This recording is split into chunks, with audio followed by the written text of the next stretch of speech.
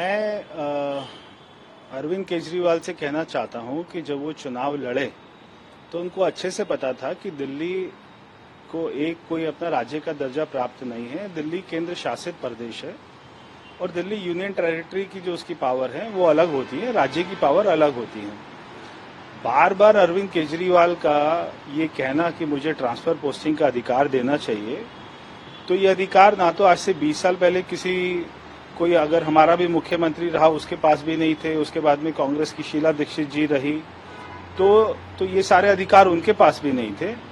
आज वो बार बार एक ही मुद्दे को लेकर आते हैं, तो दिल्ली की जनता को दिखाना चाहते हैं कि मैं कोई काम इसलिए नहीं कर पा रहा क्योंकि मेरे पास अधिकार नहीं है, और ये बात बिल्कुल भी ठीक नहीं है। तो अभी गृह मंत्री जी ने लोकसभा में बहुत ही अच्छे से विस्तार से ये सारी बातों को बताया कि क्यों हम अपना ये अमेंडमेंट लेके आ रहे हैं और क्यों इसकी जरूरत पड़ी। और दिल्ली एक, जैसे मैंने बताया, यूनियन टेरिटरी है, तो दिल्ली राज्य है ही नहीं। आज उनकी सरकार अपना पंजाब में भी है, तो वो पंजाब में ट्रांसफर पोस्टिंग करते हैं क्योंकि उनका कैडर उन्हीं के पास है। आज जो पंजाब के आईएएस ऑफिसर होते हैं उनको पंजाब कैडर का बोला जाता है, जो हमारे दिल्ली के आईएएस ऑफिसर होते हैं उनको यूटी कैडर का कहा जाता है। और हमारे देश में 8 है, हमारी यूटी 8 हैं। तो ये जो सारे अधिकारी होते हैं ये सारे एक दूसरे अपने क्षेत्रों में दौरा करते रहते हैं, इनका ट्रांसफर पोस्टिंग होती रहती है। तो इनका ट्रांसफर पोस्टिंग का अधिकार केवल अरविंद केजरीवाल को नहीं मिल सकता है। होगा तो कितना तर्क और कितना वितर्क ये रहने वाला है? मैं समझता हूं कि हमारे गृह मंत्री जी ने जिस तरीके से इसको पेश किया था और सारी दलीलें जो अपना दी गई, इससे आसान तरीके से कोई और अपना बता भी नहीं सकता है, क्योंकि उन्होंने बताया कि जो हमारी दिल्ली है केंद्र शासित प्रदेश है और केंद्र शासित प्रदेश की यूटी की अलग पावर्स होती है, राज्य की अलग पावर्स होती है। तो इसको अपना गुमराह नहीं करना चाहिए।